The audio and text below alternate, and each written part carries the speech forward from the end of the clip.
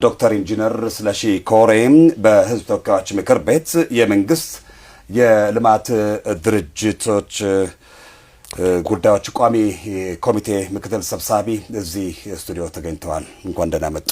እንኳን ደህና ቆያችሁ። ቅርሱ በመመዝገቡ ደስታ ተሰምቶናል። እንኳን ደስ ያላችሁ። እንኳን አብሮ ደስ ያለን። ለመላው ለኢትዮጵያ ህዝብም ለደቡብ ክልልም እንደውም ለጌዴኦ ህዝብ ለመላው ኢትዮጵያውያን እንኳን አብሮ አደረሰን ለዚህ ቀን እንኳን ደስ ያለን ማለት ፈልጋለሁ። ህብረተሰቡ በተደጋጋሚ ሲያነሳ የነበረ ጥያቄ ነው እንዲመዘገብ የዞኑም ማህበረሰብ ሲሰራበት የነበረው ነው።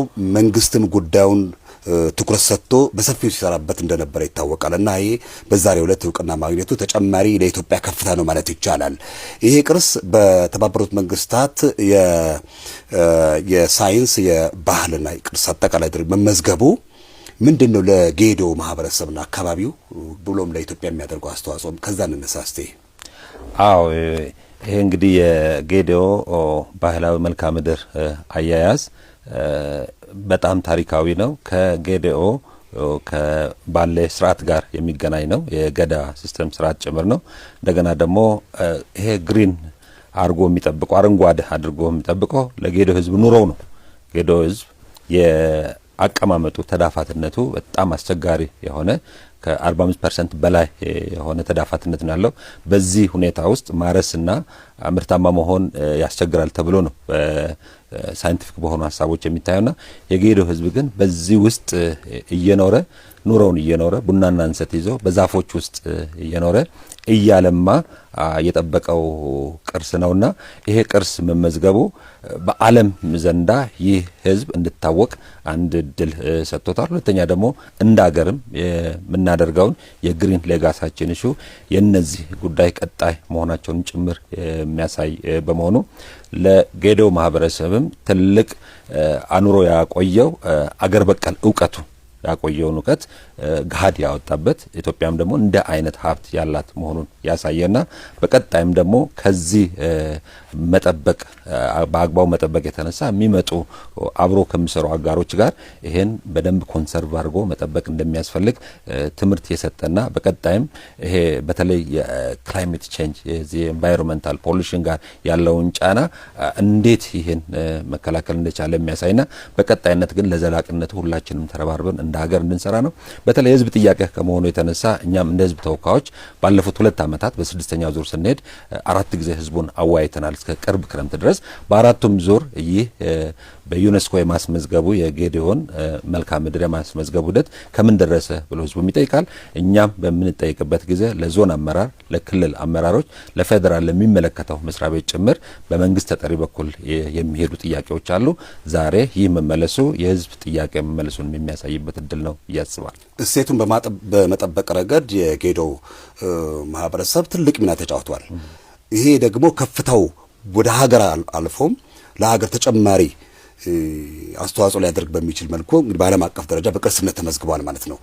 ከዚህ ምንድነው የሚማረው ቀጣዩ ትውልድ የሚለው ይላል ነው? አዎ ይሄ ትልቅ ነው። ባለፈውም በዚህ በክረምት በአረንጓዴ አሻራችን ማሳረፊያ ላይ የተጀመረው ከዲላ ወናጎ ወረዳ ላይ ቱማቶ ጮረቻ ቀበሌ ነበርና ጠቅላይ ሚኒስትሩ ናቸው በዚህ ሰዓት ላይ መጥቶ የችግኝ ተከላ መርሃ ግብሩን ሳስጀምሩ ያሉት የጌዴኦ ህዝብ ቅርሱን አካባቢውን ደህና አድርጎ ጠብቆታል። ዩኔስኮ ሲመዘግብ እድለኛ ነው የተጠበቀ አግኝቷል የሚል ነው። ስለዚህ ይሄ ሐሳብ ለሁላችንም የሚያስተምረን ይሄ የተጠበቀውን ጥብቅ እርሻ እና አካባቢ ደህንነት ለጌዴኦ ኑሮ ነው። ስለዚህ የሚመጣው ትውልድ ደግሞ እንዴት መቀጠል አለበት? አባቶች ብዙ ሳይማሩ ብዙ ሳይመራመሩ ተፈጥሮ በሰጣቸው ዕውቀት ጠብቆ አቆይተውታል። የአሁኑ ትውልድ ግን በሳይንስ በቴክኖሎጂ በምርምር በመታገዝ የተሻለ እሴት እየጨመረበት መጠበቅ መቻል አለበትና ይሄ ሁላችንም ዛሬ ላይ ይጠብቀናል። ይሄን ደግሞ ማሳካት የሚቻለው ወጣቱን በማስተባበር የዞኑን አስተዳደር አቅም በመገንባት የክልሉንም ብለው የፌደራል መንግስቱ ለዚህ ትኩረት ሰጥተው በዘላቂነት ይሄን አስጠብቀን መቆየትም ጭምር ስላለብን ከዚህ ጋር የሚሰሩ መንግስታዊና መንግስታዊ ድርጅቶችን አብሮ አስተሳስረው በተለይ ከምንም በላይ ዘላቂነትና አስተማማኝነት ላይ መስራት ያስፈልጋል። እንግዲህ ይሄ በዩኔስኮ የተመዘገበው ቅርስ ተጨማሪ አቅም ፈጥሯል ብለናል። ይሄን በማስተዋወቅ ረገድ እንደዚሁም ደግሞ በማልማት የበለጠን በመጠበቅ የበለጠ ደግሞ ውጤታማ እንዲሆን በማድረግ ረገድ ከሚመለከታቸው አካላት ከዞኑ ማህበረሰብ ጀምሮ ምንድነው ነገር የሚጠበቀው የሚለው ላይ ሲነጋገር? አዎ ይሄ በጣም ጥሩ ጥያቄና በርካታ ርብርብ የሚፈልግ ነው። እንግዲህ ከጅምሩ ይሄ የመረጣው ፕላን ላይ የተሰሩ ስራዎች አሉ። ከመረጣው ፕላን ቀጥሎ ደግሞ ማኔጅመንት ፕላን እንዴት ነው ዘላቂ የምናደርገው የሚለው ፕላን ተሰርቷል። ከዚህ በመቀጠል የሚመጣው ደግሞ የቱሪስት መስህብ መዳረሻ መሆኑ ትልቅ ስራ ነው ማለት ነው። ስለዚህ ለዚህ ለቱሪስት መስህብ መዳረሻነት የሚያስፈልጉ ኢንፍራስትራክቸሮችን ለዚህ ጋር አብሮ የሚሰሩ የዞን መዋቅርም የክልል መዋቅርም የፌዴራል መዋቅርም ተረባርቦ የቱሪስት መስህብና መዳረሻ እንዲኖር ከዚህ ከመልክዓ ምድሩ አቀማመጥ ጋር ተያይዘው አብሮ እንደ ትክል ድንጋይ ሌሎችም ዋሻዎችም ጭምር ስላሉበት ይሄ ትልቅ የቱሪስት መስህብ ስለሚሆን በዚህ በማስተዋወቅ ረገድ ሁሉም የሚመለከተው አካል እኛም እንደ ህዝብ ተወካዮች እዚህ ላይ መረባረብ አለብን ብዬ ነው የምረዳው። በጣም አመሰግናለሁ። በድጋሚ እንኳን ደስ ያላችሁ፣ እንኳን ደስ ያለን እላለሁ። እንኳን አብሮ ደስ ያለን። እግዚአብሔር ያክብርልኝ።